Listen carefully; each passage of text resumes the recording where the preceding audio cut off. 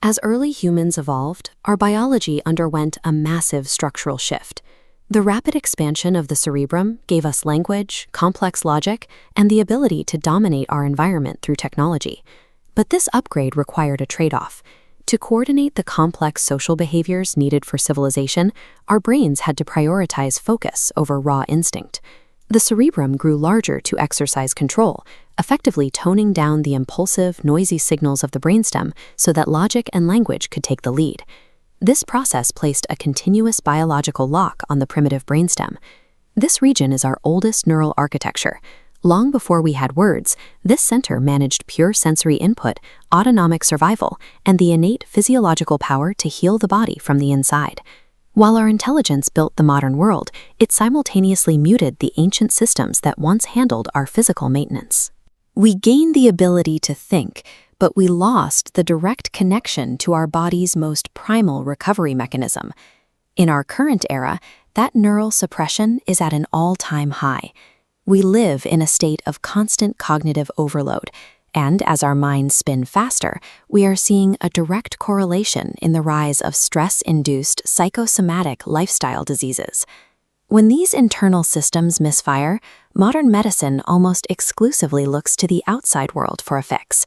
We rely on external interventions, treating internal problems with manufactured pills, invasive surgeries, and active physical procedures. This reliance overlooks a significant biological possibility that the most effective recovery tool isn't something we can buy, but a dormant internal life defense system that our overactive minds are simply keeping turned off. A Japanese researcher named Tadashi Kanzawa has proposed a method to re-engage these systems through a study he calls Kiryo.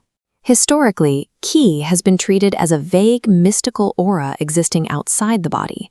Kanzawa redefines it as a concrete internal physiological function taking place within the nervous system. The primary objective of Kiryo is to temporarily bypass the cerebrum's cognitive control.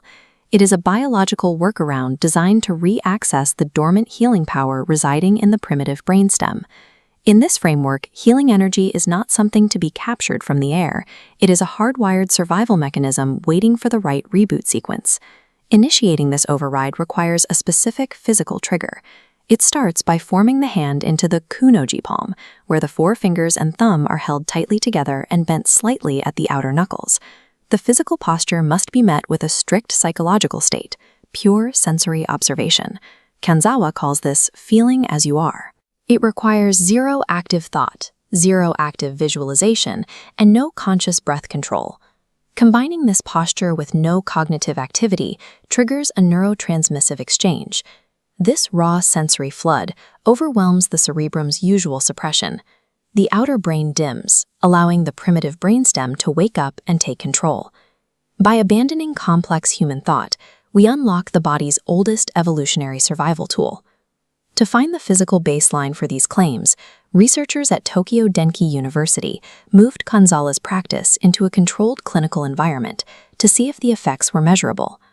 Electromyography data showed that the moment a Kiryo exchange begins, the body's electrical activity drastically changes. Low-amplitude waves spike into continuous high-amplitude waveforms. This indicates sensory stiffening. The reawakened brainstem forces the muscles into a rapid, rhythmic cycle of contractions and relaxations. This muscular adjustment acts as an internal pump, resulting in immediate, measurable improvements in systemic blood flow and cellular respiration across the entire body. Comparative evidence shows that wild animals, who naturally lack a highly suppressive cerebrum, respond to this exchange instantly. When exposed to it, even large, powerful mammals like rhinoceroses will abruptly relax and fall into a restorative Kiryo sleep.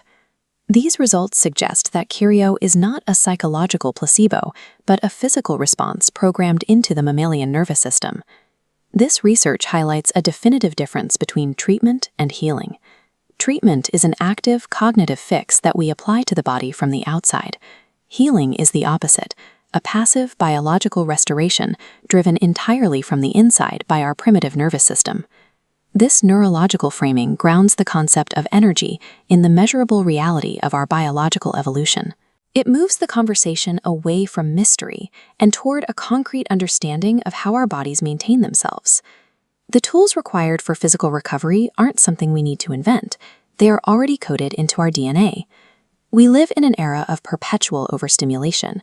Our modern environment ensures that we exist in a state of nearly constant cognitive exhaustion.